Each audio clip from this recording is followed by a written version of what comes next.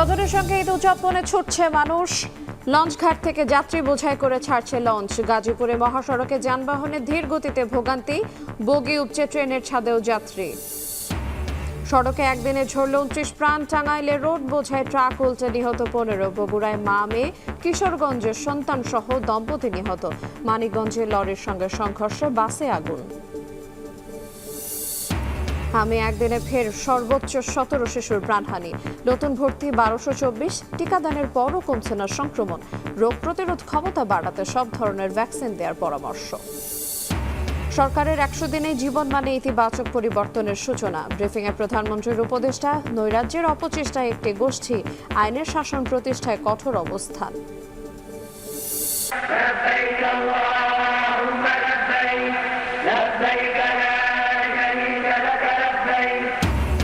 লাভবাহিক ধ্বনিতে মুখর তাঁবুর নগরী মিনা। নফল ইবাদতে মশগুল মুসল্লিরা। মহান রবের নৈকট্য লাভের আশা। মঙ্গলবার আরাফাতের ময়দানে যাবেন হাজিরা।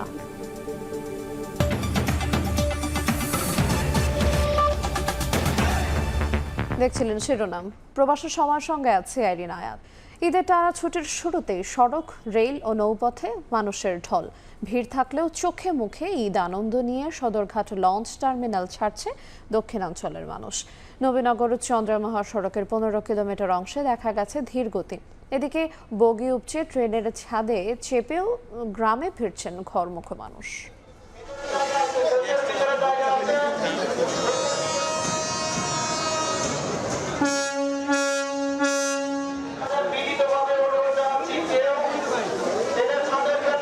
স্বজনদের সঙ্গে ঈদ উদযাপনে ছুটছেন সবাই। লঞ্চ, ট্রেন, সড়ক সব পথেই ঘরমুখো মানুষের ঢল।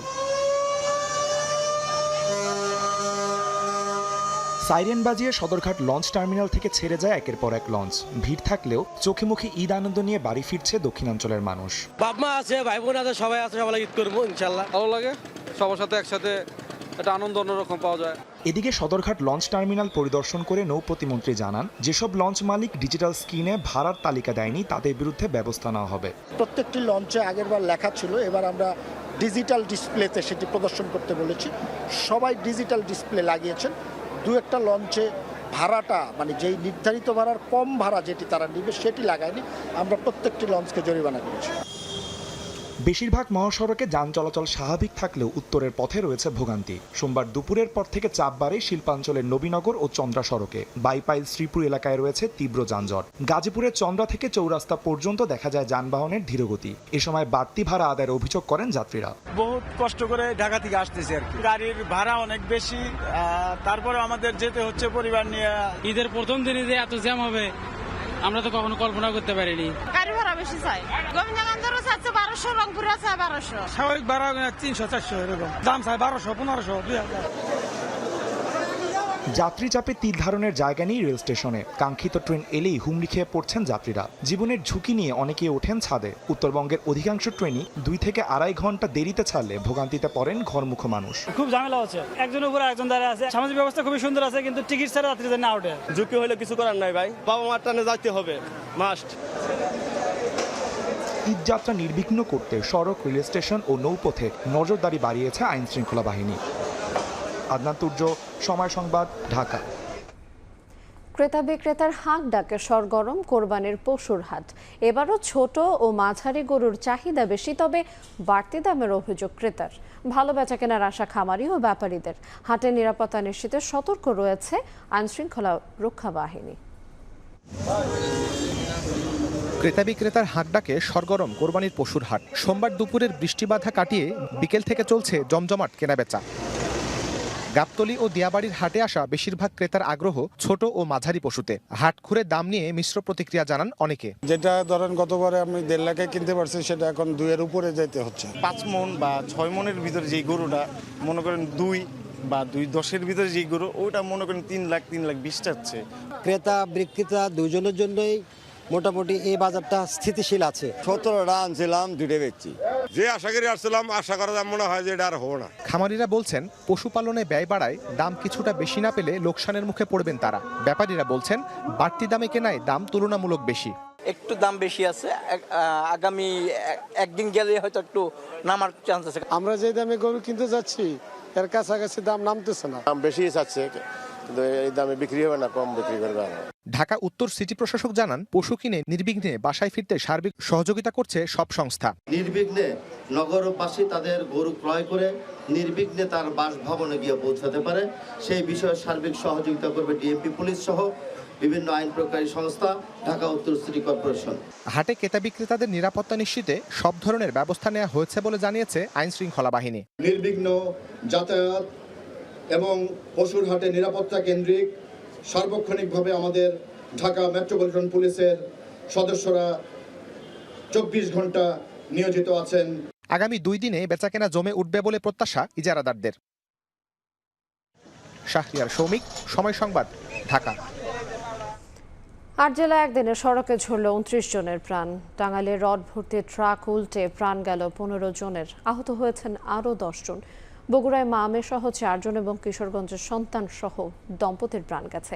মানিকগঞ্জে অক্সিজেনবাহী লরির সঙ্গে মুখোমুখি সংঘর্ষের পর আগুন ধরে যায় বাসে।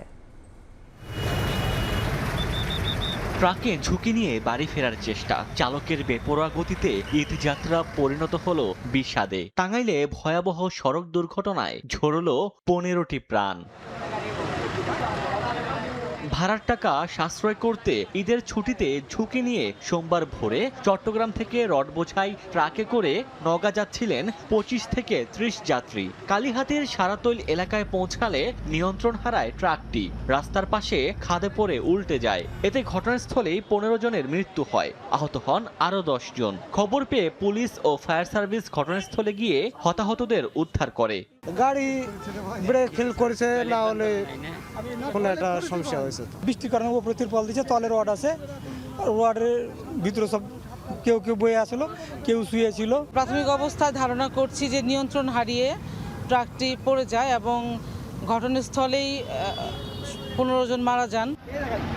এদিকে একই দিন বগুড়ায় প্রাণ গেল আরও 4 জনের। কাহালু উপজেলার কাজীপাড়া এলাকায় বাসের ধাক্কায় রিকশা ভ্যানযাত্রী মা ও মেয়ে মারা যান। এর আগে সকাল 6টার দিকে শাহজাহানপুর উপজেলার বনানী এলাকায় মোটরসাইকেল আরোহী বাবা ও মেয়ে নিহত হয়েছেন।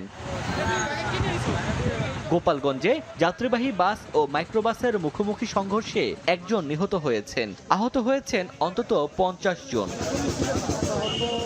ঝালকাঠির রাজাপুরে ভেকু মেশিনের ধাক্কায় মোহাম্মদ শিহাবুদ্দিন নামে ব্রাকের এক মাঠ কর্মী নিহত হয়েছেন। এছাড়া মানিকগঞ্জে লিকুইড অক্সিজেনবাহী লরির সঙ্গে যাত্রীবাহী বাসের মুখোমুখি সংঘর্ষে 1 জন আহত হয়েছেন। কিশোরগঞ্জের মিঠামইনের কাস্তল এলাকায় পিকআপের ধাক্কায় মোটরসাইকেল আরোহী স্বামী স্ত্রী সহ একই পরিবারের 3 জন নিহত হয়েছেন। ওমর ফারুক, সময় সংবাদ। হামে প্রাণ গেল আরও 17 শিশুর। এটি দ্বিতীয়বারের মতো একদিনের সর্বোচ্চ মৃত্যুর রেকর্ড। নতুন করে হাসপাতালে ভর্তি 1224। টিকাদানের পরও কমছে না সংক্রমণ ও মৃত্যু। রোগ প্রতিরোধ ক্ষমতা বাড়াতে শিশুদের সব ধরনের টিকা নিশ্চিতের পরামর্শ চিকিৎসকদের। দুরন্ত চঞ্চল এই শিশুদের এখন খেলার বয়স, তাই হাসপাতালে এসেও খেলার জায়গা পেয়ে মেতে উঠেছে তারা। কেউ হামে আক্রান্ত ভাই বোনের পাশে, কেউ বা সুস্থ হয়ে বাড়ি ফেরার অপেক্ষায়। গেল 2 মাসে হাম ও উপসর্গ নিয়ে প্রাণ গেছে প্রায় 550 শিশুর। কারো বয়স হয়নি টিকা দেবার, কেউ বা জানতেন না দিতে হবে টিকা। অনেক সময় শৈশবে মায়ের টিকা দেওয়া না থাকলে ঝুঁকি বাড়ে শিশুদের আক্রান্ত হওয়ার। টিকা দেওয়ালাও কিনা এটা আমি আসলে জানতাম না, এই জন্য আমি নিতে পারি না টিকা। হামের কারণে চোখ বন্ধ ছিল, 7 দিন খাওয়া দাওয়া ছিল না, বাথরুম ছিল, জ্বর প্রচুর পরিমাণে 104-5 থাকতো। আমি তো জানতাম না যে হামের টিকা দেওয়া লাগতো। চিকিৎসকরা বলছেন, হাম আক্রান্ত শিশুরা অপুষ্টিতে থাকলে ও মায়ের পর্যাপ্ত বুকের দুধ না পেলে শারীরিক অবস্থা জটিল হবার সম্ভাবনা থাকে। মা যদি নিজেই অপুষ্ট থাকে, তার মানে তার বডিতে টিকা নেওয়া ছিল, বাট সে হামে টিকাটি তার শরীরে ইমিউনিটি তৈরি করতে পারেনি, তাহলে কিন্তু সে নিজের শরীরে যেখানে ইমিউনিটি নেই সেখানে বাচ্চার শরীরে কীভাবে পাস করবে। বাচ্চারা যদি থাকে অপুষ্ট, বাচ্চারা যদি থাকে ভিটামিন এ ডেফিসিয়েন্ট, বাচ্চারা যদি থাকে কৃমিতে আক্রান্ত, তাহলে যেটা হবে বাচ্চার নিজের রোগ প্রতিরোধ ক্ষমতাটাই দুর্বল থাকবে, ফলে সে নিজের রোগ প্রতিরোধ ক্ষমতা তৈরি করার সুযোগই পাবে না। এদিকে সোমবার কুমিল্লায় হাসপাতাল পরিদর্শন করে স্বাস্থ্যমন্ত্রী বলেন, ইউনিসেফ হামের ভ্যাকসিন নেওয়ার তাগিদ দিলেও বিগত সরকার কোনো সাড়া দেয়নি। প্রথম ধাপে টিকা দেওয়া 18টি উপজেলায় সংক্রমণ হার প্রায় শূন্যের কোঠায় নেমেছে বলেও জানান মন্ত্রী। আমরা 18টি জেলার, যেটা ইউনিসেফের তারা আইডেন্টিফাই করেছে যে এইগুলি বেশি হাম হচ্ছে, ওই 18টি জেলার 30টা উপজেলায় আমরা আমাদের ভ্যাকসিন কার্যক্রম শুরু করেছি। হাম পরিস্থিতি মোকাবিলায় এখন পর্যন্ত 2 কোটির বেশি শিশুকে টিকা দেওয়া হয়েছে। তাসনিয়া নিশাত মিম, সময় সংবাদ, ঢাকা। সরকারের 100 দিনে জীবন মানে ইতিবাচক পরিবর্তনের সূচনা হয়েছে, ফিরছে অর্থনৈতিক স্থিতিশীলতা। তবে বাকস্বাধীনতা নিশ্চিতের সুযোগ নিয়ে নৈরাজ্য সৃষ্টির অপচেষ্টা করছে একটি গোষ্ঠী। আইনের শাসন প্রতিষ্ঠায় কঠোর অবস্থানে সরকারের 100 দিন পূর্তিতে সংবাদ সম্মেলনে কথা বলেছেন প্রধানমন্ত্রীর উপদেষ্টা মাহদি আমিন। 24 জুলাই অভ্যুত্থানে 1.5 দশকের ফ্যাসিবাদী সরকার পতনের পর চলতি বছরের ফেব্রুয়ারিতে অনুষ্ঠিত হয় ত্রয়োদশ জাতীয় সংসদ নির্বাচন। জনগণের ভোটে নির্বাচিত বিএনপি সরকার বুধবার স্পর্শ করবে 100তম দিন।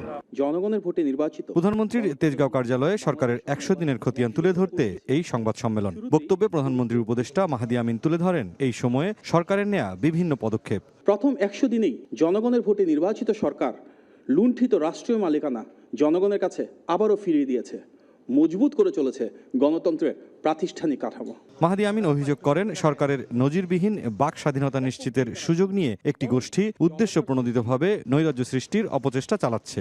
বিএনপি সরকার দেশে মত প্রকাশের স্বাধীনতা ও গণমাধ্যমের স্বাধীন বিকাশ নিশ্চিত করতে কাজ করে যাচ্ছে।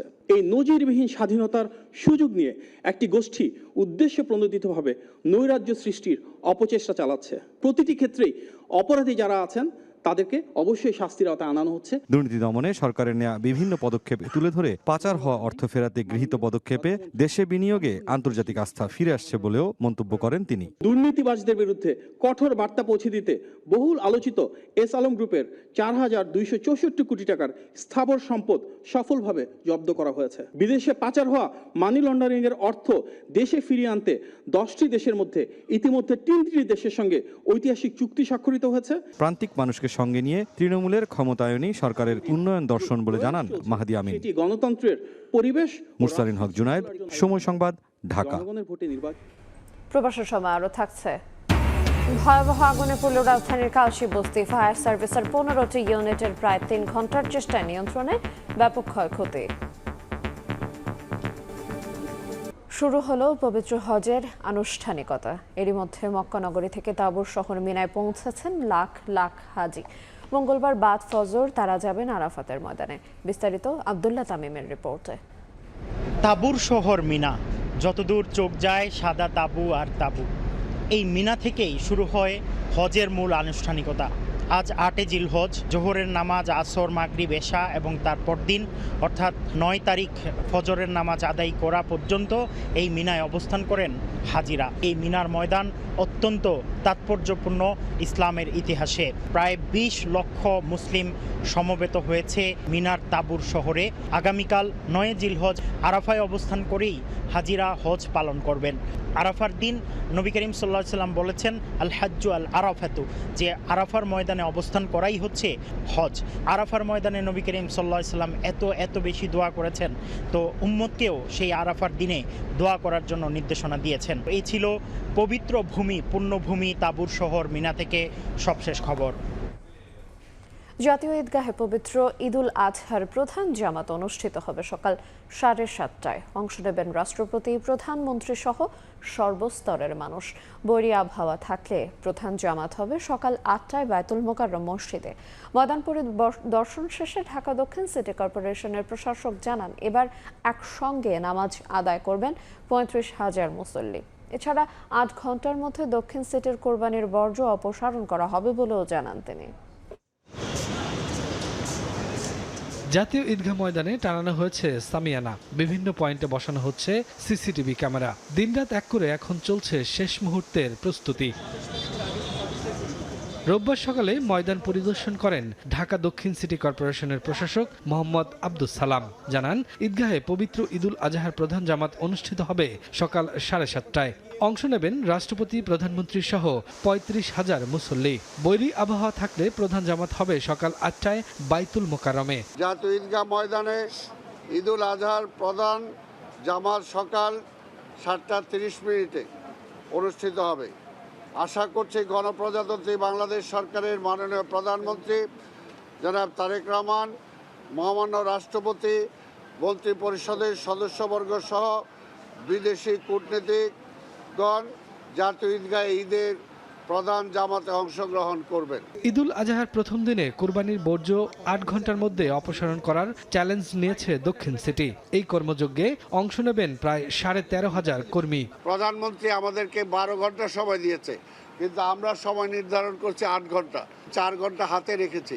আমরা ইনশাল্লাহ 12 ঘন্টা লাগবে না, আমরা বিশ্বাস করি এর আগেই আমরা সম্পাদন করতে পারব। ঈদগাহে নিরাপত্তা নিশ্চিতে সব ধরনের প্রস্তুতি সম্পূর্ণ করেছে আইন শৃঙ্খলা বাহিনী। সাদা পোশাকে কাজ করবে বিশেষ টিম। শফিকুজ্জামান রুবেল, সময় সংবাদ, ঢাকা। ভয়াবহ আগুনে পড়ল রাজধানীর মিরপুর 11 নম্বরের কালশি বস্তি। ফায়ার সার্ভিসের 15টি ইউনিটের 3 ঘন্টার চেষ্টায় নিয়ন্ত্রণে আসে আগুন। পানির স্বল্পতায় আগুন নিয়ন্ত্রণে ব্যাপক বেগ পেতে হয় দমকল কর্মীদের। প্রাথমিকভাবে আগুন লাগার কারণ জানা যায়নি। ঘটনায় হতাহত হয়নি কেউ। সন্ধ্যার পর হঠাৎ জ্বলে ওঠে কালশি বাউনিয়াবাদ সংলগ্ন বস্তি। মুহূর্তেই বাড়ে আগুনের ভয়াবহতা। নিয়ন্ত্রণে কাজ শুরু করে পল্লবী ফায়ার স্টেশনের সদস্যরা। তবে গা ঘেঁষা ঘর আর ভাঙাড়ির প্লাস্টিক বাড়ায় আগুনের তীব্রতা। একে একে যোগ দেয় ফায়ার সার্ভিসের 15টি ইউনিট। পানির স্বল্পতায় আগুন নিয়ন্ত্রণে ব্যাপক বেগ পেতে হয় দমকল কর্মীদের। পুড়ে ছাই হয়ে যায় বস্তিবাসীর সবকিছু।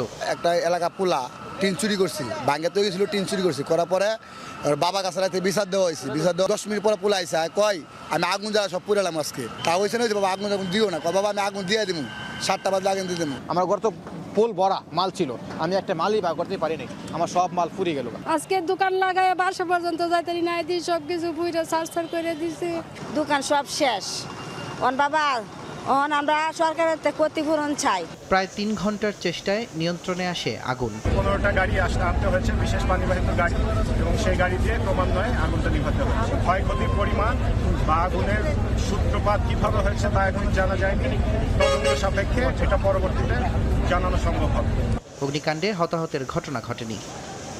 তুষার আহমেদ ইমন, সময় সংবাদ, ঢাকা।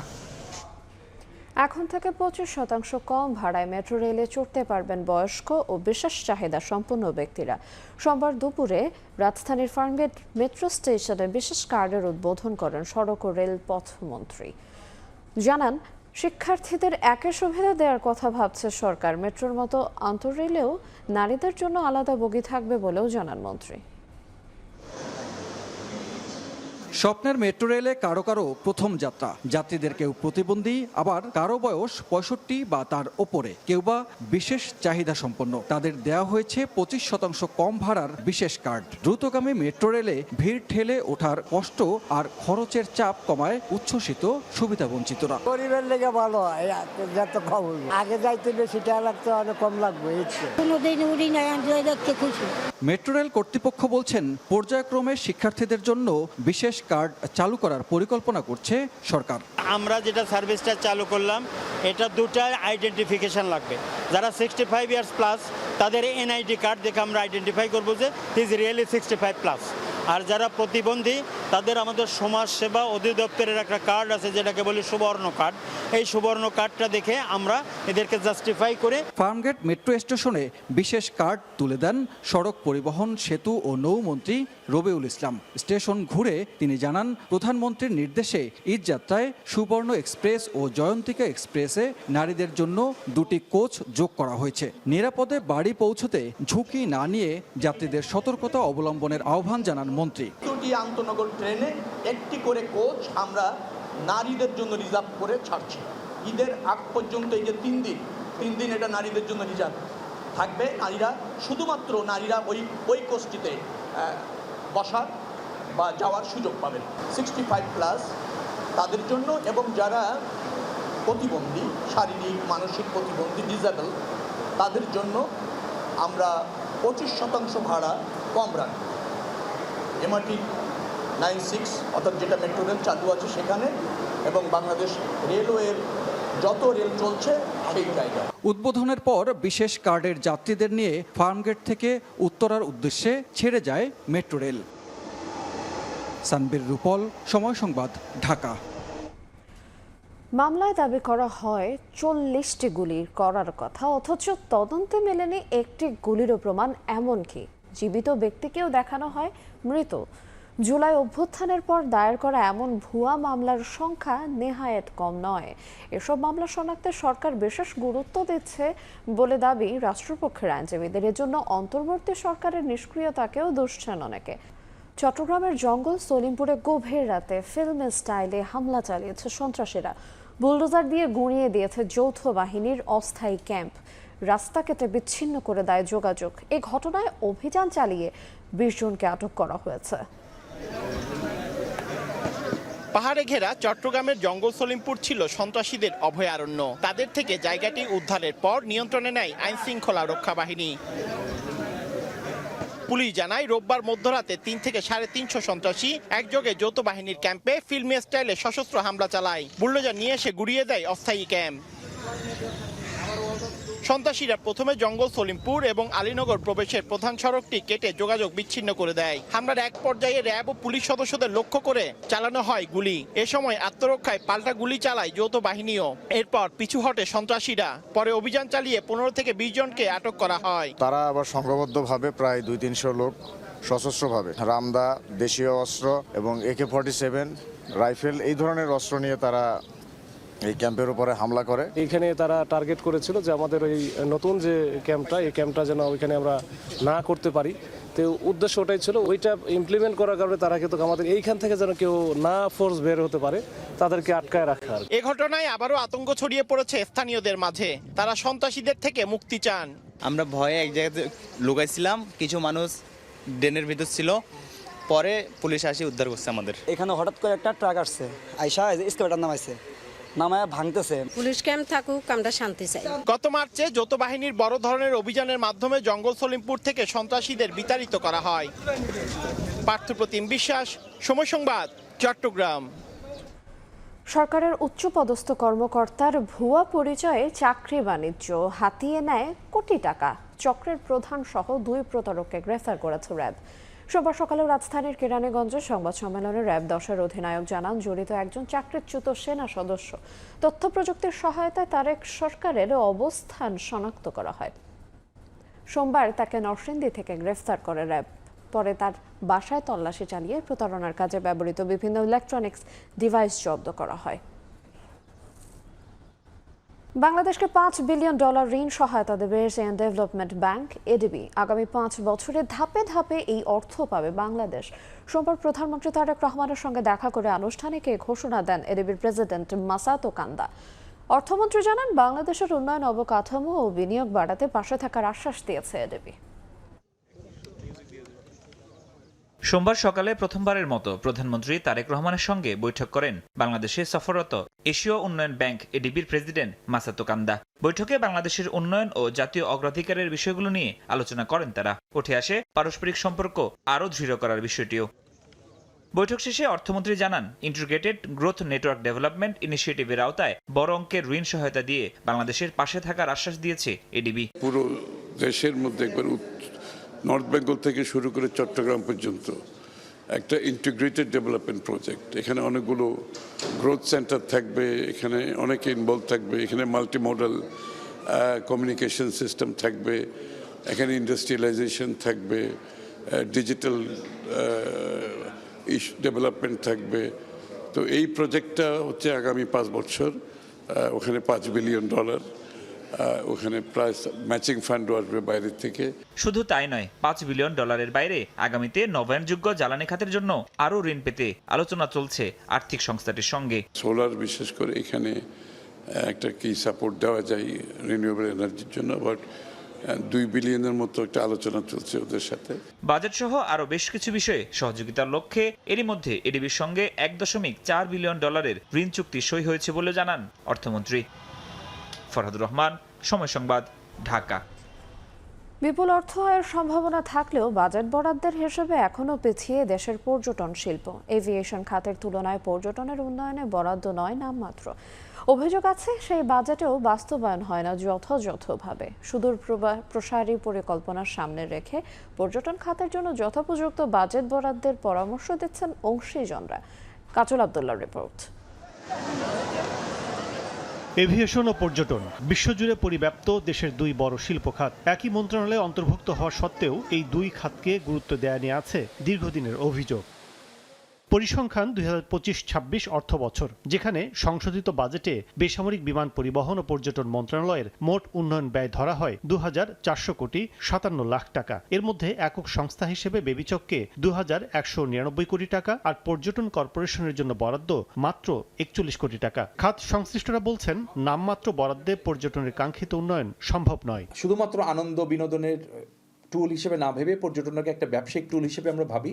গার্মেন্টস যদি আমাদের একটা ব্যবসায়িক স্টেক হোল্ডার একটা ক্ষেত্র হয়ে থাকে, পর্যটনটা একটা ব্যবসায়িক ক্ষেত্র যেটার মাধ্যমে আসলে আমাদের অর্থনৈতিক লাভ হতে পারে, ফরেন এক্সচেঞ্জ আর্ন হতে পারে, একটা উন্নত ভাবমূর্তি বিনির্মিত হতে পারে এবং একটা পভার্টি এলিমিনেশন হতে পারে। 2041 সাল নাগাদ মধ্যমেয়াদী পর্যটন মহাপরিকল্পনা বাস্তবায়ন করতে চায় সরকার। লক্ষ্য আছে জিডিপিতে এ খাতে অবদান অন্তত 3% বাড়ানো, 2 কোটি কর্মসংস্থান সৃষ্টি, অবকাঠামো উন্নয়ন ও বিনিয়োগ বৃদ্ধি নিশ্চিত করা। বাস্তবসম্মত বাজেট প্রণয়ন করে তা বাস্তবায়নে গুরুত্ব দিচ্ছেন বিশেষজ্ঞরা। পরিকল্পনা না থাকে তাহলে আপনি বিনিয়োগটা করবেন কোথায়, ইনভেস্টমেন্টটা করবেন কোথায়? আপনার হাতে কোনো পরিকল্পনা নেই, খালি টাকা পেলে তো হবে না, টাকা ব্যবহার করবার সক্ষমতা যেটা, সেটাও আমাদের এই সরকারি খাতগুলো, সরকারি প্রতিষ্ঠানগুলো এই সক্ষমতা হারাচ্ছে। বরাদ্দ ব্যয়ের সাথে প্রভাব পর্যালোচনা করে গবেষণায় বিশেষ নজর দিতে হবে বলছেন বিশেষজ্ঞরা। আমাদের যতটুকু আছে সেটাও কত ওয়াইজলি ইউজ করা হচ্ছে, দ্যাটস অ্যানাদার কোশ্চেন। বিকজ আপনি শুধু খরচ করলে হবে না, খরচের পরে এটার থেকে তো আপনার ইম্প্যাক্টটা দেখতে হবে, ইম্প্যাক্টটা কি আসছে। সো ওই অর্থে কি আমাদের আসলে যে টাকাটা আমি খরচ করলাম সেই টাকার ইম্প্যাক্ট কতটুকু ক্রিয়েট হয়েছে সেটা কি আমরা দেখছি, সেটাও কিন্তু মানে কোশ্চেনেবল। সংশ্লিষ্টরা মনে করেন, পর্যটন খাতে যথোপযুক্ত বাজেট সহায়তা নিশ্চিত করা গেলে বৈদেশিক মুদ্রায় আয় যেমন বাড়বে, তেমনি সৃষ্টি হবে নতুন উদ্যোক্তা। কাজল আব্দুল্লাহ, সময় সংবাদ, ঢাকা। বাংলাদেশ থেকে অনুপ্রবেশকারীর সন্দেহে 3 শিশুসহ 9 জনকে আটক করে মালদার হোল্ডিং সেন্টারে রাখল ভারতের পশ্চিমবঙ্গ পুলিশ। কেন্দ্রীয় স্বরাষ্ট্র মন্ত্রণালয়ের নির্দেশের পর রাজ্যটির প্রথম জেলা হিসেবে সোমবার মালদায় হোল্ডিং সেন্টার চালু করা হয়। এরপরে 9 জনকে আটক করা হলো। রবিবার রাজ্যটির জেলায় জেলায় আটক কেন্দ্র খোলার নির্দেশ জারি করা হয়। চলতি সপ্তাহে পশ্চিমবঙ্গের মুখ্যমন্ত্রী হুঙ্কার দিয়ে বলেন, এখন থেকে সন্দেহভাজন বাংলাদেশি ও রোহিঙ্গা ধরা পড়লে রাখা হবে হোল্ডিং সেন্টারে। এরপর থেকে এ বিষয়ে পুলিশ প্রশাসন জোর তৎপরতা শুরু করে।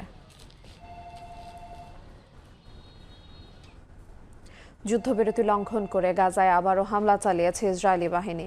এতে একই পরিবারের 4 জন নিহত হয়েছেন, যাদের মধ্যে 6 মাস বয়সী এক শিশুও ছিল। গাজার স্বাস্থ্য কর্তৃপক্ষ বলছে, যুদ্ধবিরতি শুরুর পর থেকে এখন পর্যন্ত প্রায় 900 ফিলিস্তিনিকে হত্যা করেছে দখলদার বাহিনী।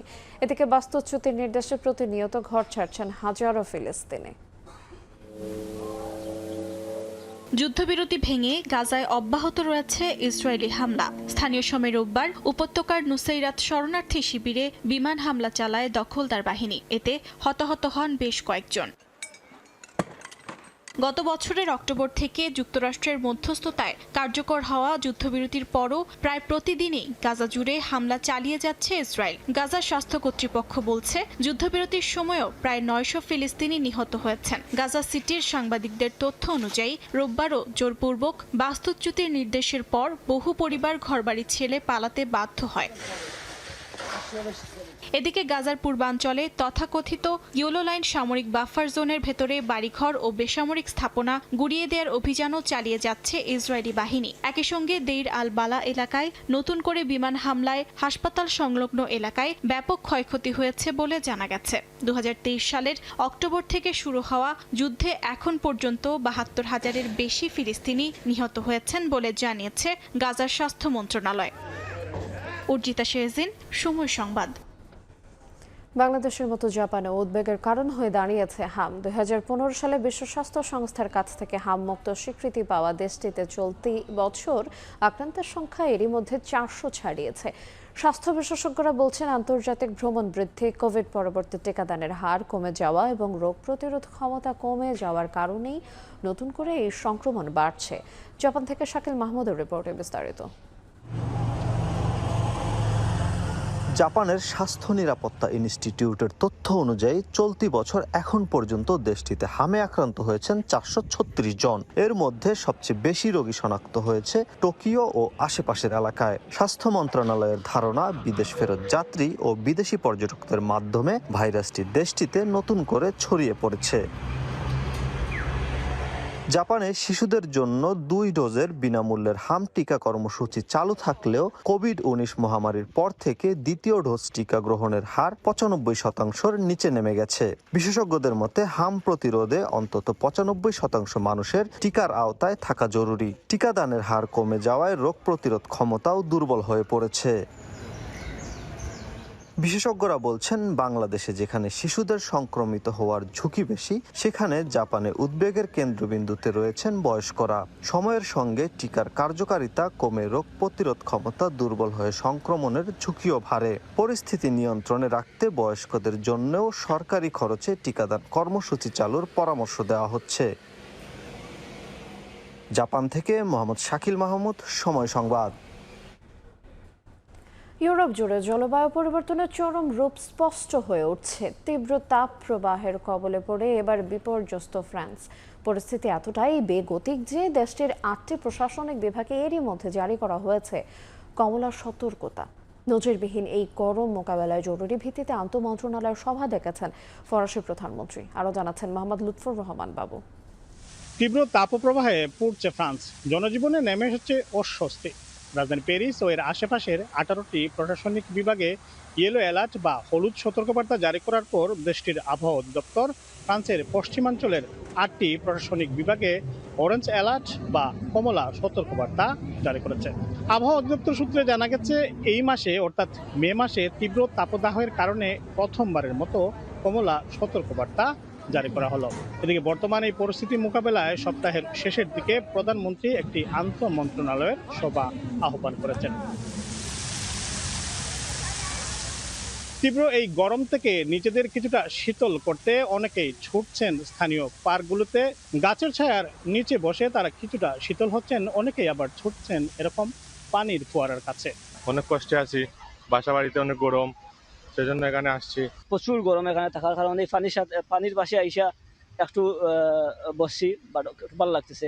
It's so hot in Paris this week. So I just wanted to chill and play guitar and feel the wind. আবহাওয়া সূত্রে জানা গেছে, সপ্তাহের শেষের দিকে তাপমাত্রা 38 কিংবা 40 ডিগ্রিতে পৌঁছাতে পারে, আর এতে গরমের তীব্রতা আরও বাড়বে। আর তাই কেউ বাইরে বের হলে এ সময় সাথে সানস্ক্রিন, ছাতা এবং প্রয়োজনীয় পানি রাখার পরামর্শ প্রদান করেছেন। রাজধানী প্যারিস থেকে মোহাম্মদ লুৎফর রহমান বাবু, সময় সংবাদ। আগামী 27 মে ইটালিতে উদযাপন করা হবে মুসলিম বিশ্বের অন্যতম বড় ধর্মীয় উৎসব প্রবৃত ঈদুল আজহা। দিনটিকে ঘিরে দেশটিতে বসবাসরত প্রবাসী বাংলাদেশিরা নিচ্ছেন প্রস্তুতি, বুকিং দিচ্ছেন কোরবানির পশু। ইটালি থেকে হাসান মাহমুদের রিপোর্ট। ঈদ সামনে রেখে ইতালির বিভিন্ন শহরের বাংলাদেশি মার্কেট ও শপিং সেন্টারগুলোতে বেড়েছে ক্রেতাদের ভিড়। নতুন পোশাক, খাদ্য সামগ্রী ও ঈদ উপহার কেনায় ব্যস্ত সময় পার করছেন প্রবাসীরা। অনেকে কুরবানির পশু কিনতে যাচ্ছেন খামারে, আবার কেউ কেউ বুকিং দিচ্ছেন মাংসের দোকানে। আমরা বাঙালি ভাই বেড়াদার, আরবিয়ান আছে, ইজিপশিয়ান আছে, পাকিস্তানি আছে, তো সবাই এই দেশে কুরবানি দিচ্ছে। কোরবানির অর্ডার আসতেছে, প্রচুর অর্ডার আসতেছে।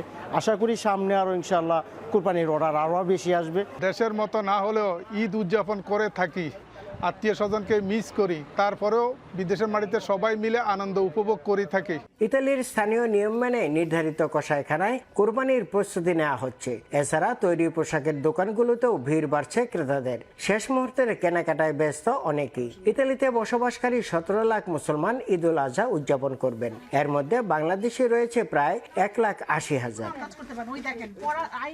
ঈদের প্রধান জামাত অনুষ্ঠিত হবে রাজধানী রোমের ভিক্টোরিয়া পার্কে। এছাড়া বিভিন্ন মসজিদেও ঈদের জামাত হবে। প্রবাস জীবনের ব্যস্ততা আর দূরত্বের মাঝেও ঈদকে ঘিরে প্রবাসী বাংলাদেশিদের আবেগ ও ভালোবাসা যেন কমেনি একটু। পরিবার থেকে দূরে থেকেও একে অপরের সঙ্গে আনন্দ ভাগাভাগি করে নিতে প্রস্তুত সবাই।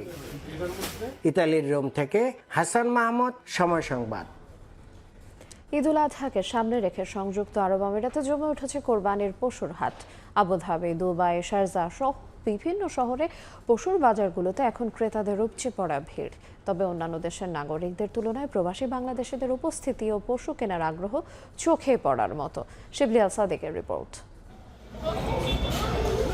ঈদ উল আজহা উপলক্ষে সংযুক্ত আরব আমিরাতের বিভিন্ন পশুর বাজারে উঠেছে নানা দেশের বিভিন্ন জাতের কোরবানির পশু। আবুধাবি, আলাইন, দুবাই, শারজাহ, আজমান, উমুল কোয়েন, ফুজেরা ও রাস আল খাইমার পশুর বাজারগুলোতে এখন ক্রেতাদের উপচে পড়া ভিড়। ভারতীয়, পাকিস্তানি, সোমালিয়ান জাতের গরু, ছাগল ও দুম্বার পাশাপাশি স্থানীয়ভাবে উৎপাদিত পশু রয়েছে বাজারে। বিভিন্ন হাট ঘুরে ক্রেতারা নিজেদের পছন্দ ও সামর্থ্য অনুযায়ী পশু কিনছেন। গরু নেওয়ার জন্য মার্কেটে এসে দেখলাম আলহামদুলিল্লাহ অনেক ভালোই মার্কেট, বড় বড় গরু আছে, অনেক ছাগল আছে। একটু আগে ভাগে কিনলাম এই জন্য, কারণ এই শেষের দিকে যায় এখানে যে কেনাকাটাতে শর্টেজ হয়ে যায়। দুবাইয়ের পশুর বাজারগুলোতে স্থানীয় আরবদের পাশাপাশি বাংলাদেশি ক্রেতাদের উপস্থিতি ছিল চোখে পড়ার মতো। অন্যান্য দেশের নাগরিকদের মধ্যে ছাগল ও দুম্বা কেনার প্রবণতা বেশি থাকলেও বাংলাদেশিরা বরাবরের মতো গরু কেনার প্রতি বেশি আগ্রহ দেখাচ্ছেন। তবে অনেক সাধারণ প্রবাসী তাদের আয়ের সামর্থ্য অনুযায়ী ছাগল কোরবানিকেও বেছে নিচ্ছেন। গত বছর যে গরুটা আমরা ৬,০০০ দিরহামে কিনেছি, এটা এই বছর ৮,০০০ দিরহাম মার্কেট ভ্যালু দেখাচ্ছে। তারা इधर प्राइस थोड़ा ज़्यादा है, लेकिन हमारा दोस्त लोग मिला के तो मुश्किल नहीं आएगा। বাংলাদেশি প্রবাসীদের মধ্যে কেউ কেউ আবার ওট কোরবানির প্রস্তুতিও নিয়েছেন, আবার অনেকে অংশীদারিত্বের ভিত্তিতে গরু কোরবানি দিচ্ছেন এবারের ঈদ উল আজহায়। মধ্যপ্রাচ্যের সাময়িক অস্থিরতার পরও আমিরাত সরকার নাগরিক ও প্রবাসীদের নিরাপদ ও ধর্মীয় ভাবগাম্ভীর্যের মধ্য দিয়ে ঈদ উদযাপনের সুযোগ নিশ্চিত করতে বিশেষ উদ্যোগ গ্রহণ করেছে। শিবলি আল সাদিক, সময় সংবাদ, সংযুক্ত আরব আমিরাত। ঈদ উল আজহা উপলক্ষে দক্ষিণ আফ্রিকায় জমে উঠেছে পশু কেনা বেচা। কৃষি প্রধান দেশটির গ্রামগুলোতে অসংখ্য ফার্মে গরু, ছাগল, ভেড়া, মহিষ লালন পালন করেন প্রবাসী বাংলাদেশি। পশু কিনতে এসব ফার্মে ছুটছেন দেশটিতে বসবাসরত স্থানীয়রাও। দক্ষিণ আফ্রিকা থেকে বিস্তারিত জানাচ্ছেন মিজানুর রহমান রাসেল। দক্ষিণ আফ্রিকায় 2% বেশি মুসলমানের বসবাস। ঈদ উল আজহায় আল্লাহর সন্তুষ্টির জন্য সামর্থ্য অনুযায়ী পশু জবাই করে আত্মীয় স্বজন, অসহায় এবং প্রতিবেশীদের বিলিয়ে ঈদের আনন্দ ভাগাভাগি করেন তারা। ঈদ উল আজহা উপলক্ষে এবারও পশু বেচাকেনা জমে উঠেছে দক্ষিণ আফ্রিকায়। কৃষি নির্ভর দেশটির গ্রামগুলোতে ছোট বড় অসংখ্য খামারে নানা জাতের গরু, ছাগল, ভেড়া ও মহিষ লালন পালন করেন প্রবাসী বাংলাদেশিরা। চাহিদার তুলনায় এবছর কুরবানিযোগ্য পশুর সরবরাহ অনেক বেশি থাকায় দাম তুলনামূলকভাবে কিছুটা কম। কুরবানির ঈদ উপলক্ষে আমরা সবাই কুরবানির পশু কেনার জন্য ফার্মে আসছি, আমাদের বড় ভাই বাঙালি ভাইয়ের ফার্মে আসছি। তো এখানে পশুর কোয়ালিটি মোটামুটি বেশ ভালো। বাংলাদেশের তুলনায় এটা গরু অনেক সস্তা, আলহামদুলিল্লাহ আমরা খুব খুশি। আর অন্যান্য এইখানে বাজার অনুযায়ী এইখানের দামটা আমাদের কাছে একটু রিজনেবল মনে হচ্ছে। বাংলাদেশি প্রবাসীরা আমার এখানে আইসা গরু কিনতেছে। আমি অনেক গরু, সুন্দর সুন্দর গরু, ভালো এই গ্রেডের ভালো মানের গরু উঠাইছি। দেশটির প্রায় প্রতিটি শহরে রয়েছে প্রবাসী বাংলাদেশিদের পশু খামার। কুরবানির সহ নানা প্রয়োজনে এসব খামার থেকে পশু কিনতে ছুটে আসেন স্থানীয়দের পাশাপাশি প্রবাসী বাংলাদেশিরা। তুলনামূলক দাম কম হওয়ায় এ সকল খামার থেকে পশু কিনে খুশি ক্রেতারা।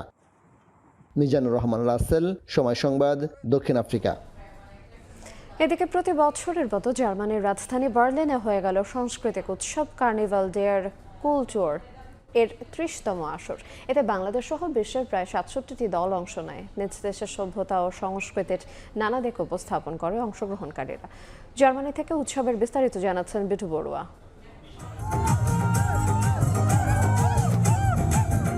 বর্ণবাদের বিরুদ্ধে সোচ্চার, ঐক্য ও মানুষে মানুষে সম্প্রীতি বাড়ানোর বার্তা দিয়ে জার্মানির বার্লিনে অনুষ্ঠিত হল ঐতিহ্যবাহী বিশ্ব পথ সংস্কৃতির উৎসব কার্নিভাল ডেয়ার কুলটুরের 30তম আসর। এই উৎসবে বরাবরের মতোই ছিল বাংলাদেশের আবহমান শিল্প ও সংস্কৃতির ছোঁয়া। উৎসবে সামিল হয় জার্মানিতে প্রবাসীদের সামাজিক ও সাংস্কৃতিক সংগঠন বেঙ্গালিশে কালচারাল ফোরাম। এ সময় প্যারেডে বাংলার ঐতিহ্যবাহী গান ও নৃত্যে প্রবাসী তরুণ তরুণীদের সাথে যোগ দেন স্থানীয় জার্মানরাও। প্রতি বছরের মতো এবারও আমরা চেষ্টা করেছি বাংলাদেশকে বিশ্ব দরবারে একটি অসাম্প্রদায়িক দেশ হিসেবে উপস্থাপন করতে। বাংলাদেশ আমাদের অন্তরে, বাংলাদেশকে আমরা কখনোই ভুলি নাই। ধন ধান্যে পুষ্পে ভরা আমাদের এই বসুন্ধরা। এবারের কার্নিভালে অংশ নিতে বাহারি পোশাকে আর অপরূপ সাজে হাজির হয়েছিল বিশ্বের বিভিন্ন দেশ থেকে আগত প্রায় ৬,০০০ সংস্কৃতি কর্মী। প্রবাসীদের নিয়ে এই উৎসবে অসাম্প্রদায়িক বাংলাদেশ গড়ে তোলার পাশাপাশি দেশের সংস্কৃতি তুলে ধরার প্রত্যয় ছিল সবার কণ্ঠে। এখানে সব ধর্মের, সব বর্ণের মানুষ একসাথে আমরা মিলেমিশে একত্রিত হই বাংলা সংস্কৃতিকে, বাংলা গানকে বিশ্বের দরবারে পৌঁছে দেওয়ার জন্য। উৎসব জুড়ে নিরাপত্তা নিশ্চিত করতে পেরে খুশি সংশ্লিষ্টরাও। জার্মানিতে সংস্কৃতির মহা উৎসব কার্নিভাল ডেয়ার কুলটুয়ারে একটি সফলতম বছর পার করল বাংলাদেশি প্রবাসীরা। দেশ কিংবা বিদেশে ধর্ম বর্ণ নির্বিশেষে বাংলাদেশের অসাম্প্রদায়িক লোকজ সংস্কৃতি ছুটে যাবে এবং থেকে যাবে প্রজন্ম থেকে প্রজন্মে, এমন প্রত্যাশা ছিল সকলের। জার্মানির বার্লিন থেকে বিটু বড়ুয়া, সময় সংবাদ।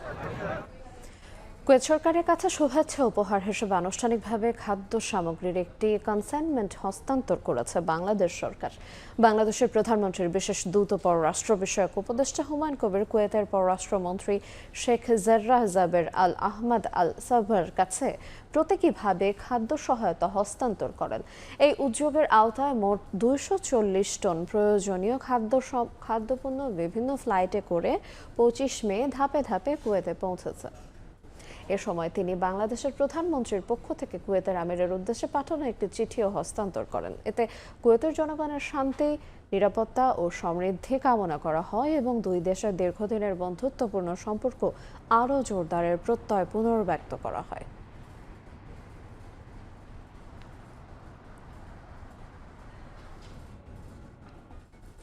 ফ্রান্সের রাজধানী প্যারিসে ধর্মীয় ভাব গাম্ভীর্যে উদযাপিত হয়েছে বৌদ্ধ সম্প্রদায়ের প্রধান ধর্মীয় উৎসব শুভ বৌদ্ধ পূর্ণিমা। ফ্রান্সে বসবাসরত বাংলাদেশি বৌদ্ধ সম্প্রদায় প্রথমবারের মতো যৌথ উদ্যোগে দিনব্যাপী এই উৎসবের আয়োজন করে। প্যারিসের কেন্দ্রস্থল জুরেস পার্কে পবিত্র ত্রিপিটক পাঠের পর বের করা হয় বর্ণাঢ্য শান্তি শোভাযাত্রা। দিনব্যাপী অন্যান্য কর্মসূচির মধ্যে ছিল ভিক্ষু সংঘের পিণ্ডচারণ, ধর্মীয় সভা এবং বিশ্ব শান্তি কামনার সম্মিলিত ধ্যান।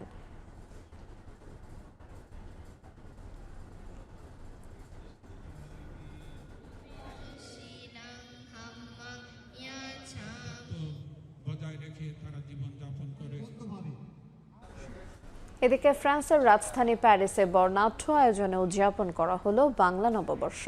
মেলা, নাচ, গান আর জলতরঙ্গের সুরে মেতে উঠেছিল এক টুকরো বাংলাদেশ। প্যারিস থেকে মোহাম্মদ লুৎফর রহমান বাবুর রিপোর্টে বিস্তারিত। বাঙালির প্রাণের উৎসব পহেলা বৈশাখ অনেকদিন আগে শেষ হয়ে গেলেও 7 সমুদ্র 13 নদীর ওপারে প্রবাসের মাটিতে এখনো রয়ে গেছে আমেজ।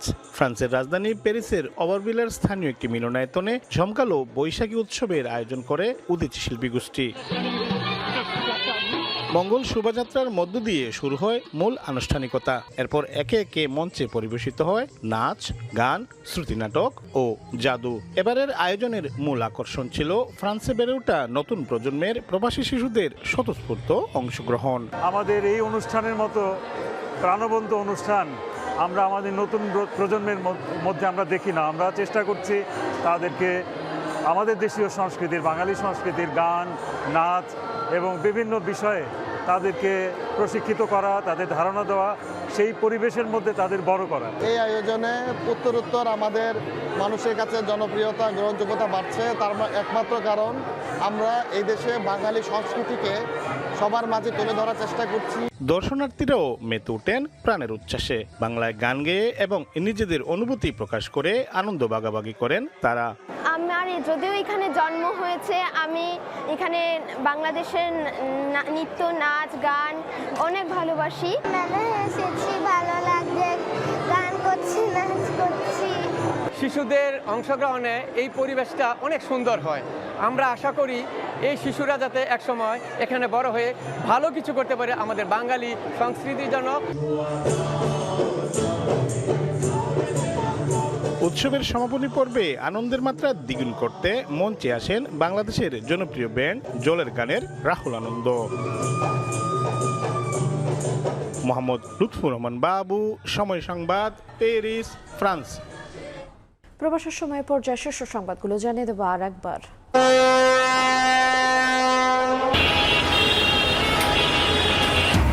স্বজনদের সঙ্গে ঈদ উদযাপনে ছুটছে মানুষ। লঞ্চ ঘাট থেকে যাত্রী বোঝাই করে ছাড়ছে লঞ্চ। গাজীপুর মহাসড়কে যানবাহনে ধীর গতিতে ভোগান্তি, বগি উপচে ট্রেনের ছাদেও যাত্রী। সড়কে একদিনে ছড়ল 29 প্রাণ। টাঙ্গাইলে রড বোঝাই ট্রাক উল্টে নিহত 15। বগুড়ায় মা মেয়ে, কিশোরগঞ্জে সন্তান সহ দম্পতি নিহত। মানিকগঞ্জে লরির সঙ্গে সংঘর্ষে বাসে আগুন। এবং হামে একদিনে ফের সর্বোচ্চ 17 শিশুর প্রাণহানি। নতুন ভর্তি 1224। টিকাদানের পরও কমছে না সংক্রমণ। রোগ প্রতিরোধ ক্ষমতা বাড়াতে সব ধরনের ভ্যাকসিন দেওয়ার পরামর্শ।